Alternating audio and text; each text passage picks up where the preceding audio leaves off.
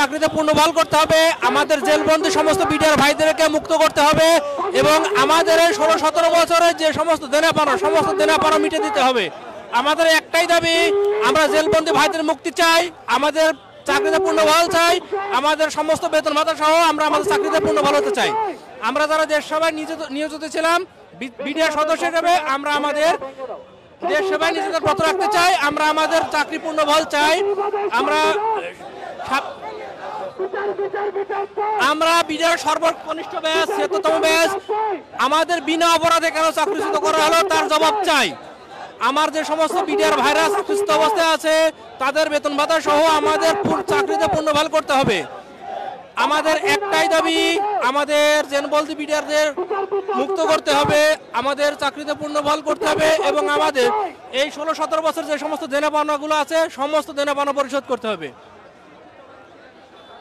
দর্শক, দৈনিক ইত্তেফাক ফেসবুক পেজে সরাসরি আপনাদেরকে দেখানোর চেষ্টা করছি আজকে শাহবাগ থানার সামনে বিডিআর সদস্য এবং বিডিআর পরিবারের সদস্যরা কিন্তু এই সড়কে বসে পড়েছেন। তাদের দাবি আদায় না হওয়া পর্যন্ত কিন্তু এই সড়ক বা এই স্থান ত্যাগ করবেন, এমনটি কিন্তু এখানকার বিডিআর সদস্য বা বিডিআর পরিবারের সদস্যরা আমাদেরকে জানাচ্ছিলেন। এই মুহূর্তে যতটুকু জানা গেছে বিডিআর পরিবারের সদস্য 2 থেকে 3 জন এবং বৈষম্য বিরোধী ছাত্র আন্দোলনের 3 থেকে 4 জন, অর্থাৎ মোট 7 সদস্যের একটি প্রতিনিধি দল ডক্টর মোহাম্মদ ইউনূসের বাসভবনে গেছে স্মারকলিপি নিয়ে। তো সেই স্মারকলিপি নিয়ে তারা গিয়েছেন এবং বৈষম্য বিরোধী ছাত্র আন্দোলনের অন্যতম নেতা মাহিন সরকার আসলে বলছিলেন, আপনারা এখানে শান্ত শিষ্টভাবে আপনারা এখানে সবাই বসেন, আমরা স্মারকলিপি নিয়ে ডক্টর মোহাম্মদ ইউনূসের বাসভবনে যাচ্ছি। এমনটি কিন্তু বৈষম্য বিরোধী ছাত্র আন্দোলনের অন্যতম নেতা মাহিন সরকার কিন্তু এখানে বলে তারা যমুনার দিকে তারা গেছেন, এমনটি কিন্তু আসলে তিনি বলছিলেন। তো দর্শক, লাইভটি আপনাদেরকে দেখানোর চেষ্টা করছি। এখানে বিডিআর সদস্যরা কিন্তু এখানে রয়েছেন, আমরা আরো কয়েকজনের সঙ্গে কথা বলবো কি দাবিতে তারা এখানে অবস্থান নিয়েছেন। আপনাদের দাবিগুলো একটু বলবেন, কি দাবিতে এখানে অবস্থান নিয়েছেন? আমাদের দাবি প্রথমত দাবি হচ্ছে যে আমাদের চাকরি পুনর্বহাল করা, যারা 2009 সালে ক্ষতিগ্রস্ত যারা তাদের চাকরি পুনর্বহাল করা, তারপরে যারা জেলবন্দি আছে তাদেরকে অনতিবিলম্বে মুক্তিদান করা এবং বর্তমানে যে এই কমিশন গঠন করা হয়েছে সেখানের নম্বর কলমটা পরিবর্তন করা, এই বিষয়গুলো আমাদের দাবি। দর্শক, তিনি বলছিলেন যে যারা চাকরি হারিয়েছেন এই বিডিআর ইস্যু নিয়ে তাদের চাকরি পুনর্বহাল করতে হবে এবং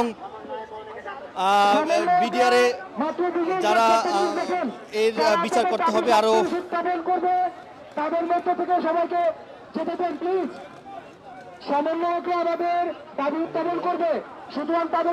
দর্শক, যেমনটি দেখতে পাচ্ছেন আসলে তারা বলছিলেন যে আমাদের দাবি আদায় না হওয়া পর্যন্ত আমরা এই স্থান ত্যাগ করব না।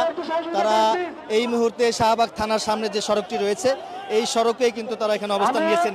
কি দাবি?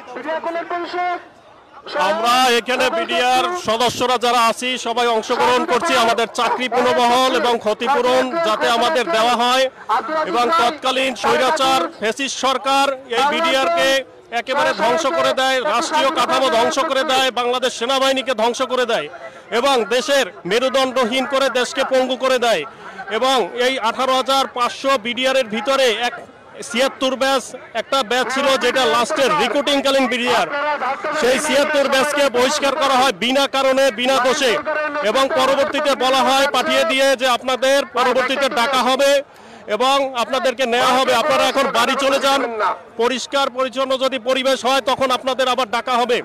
আমরা আমাদের মূল দাবি এই 76 ব্যাচ এবং পূর্ণাঙ্গ যারা আছে সিনিয়র বিডিআররা সকলের চাকরি পুনর্বহাল এবং আমরা সেই চাকরি পুনর্বহালের সাথে সাথে আমাদের ক্ষতিপূরণ দাবি করি। পাশাপাশি বাংলাদেশ সেনাবাহিনীর 54 জন সেনা কর্মকর্তা যাদের হত্যা করা হয়েছে, যারা হত্যা করেছে এই ফ্যাসিস্ট সরকারের যারা কুশীলব ছিল তাদের দৃষ্টান্তমূলক শাস্তি এই বাংলার জমিনে আমরা দেখতে চাই এবং সেই দৃষ্টান্তমূলক শাস্তি দেখে বাংলার মানুষ যেন ইতিহাস গড়তে পারে এবং পুনরাবৃত্তি যেন নেক্সট টাইমে আর না হয়, এই বলে আমি এখানেই শেষ করছি। সবাই ভালো থাকবেন। আসসালামু আলাইকুম।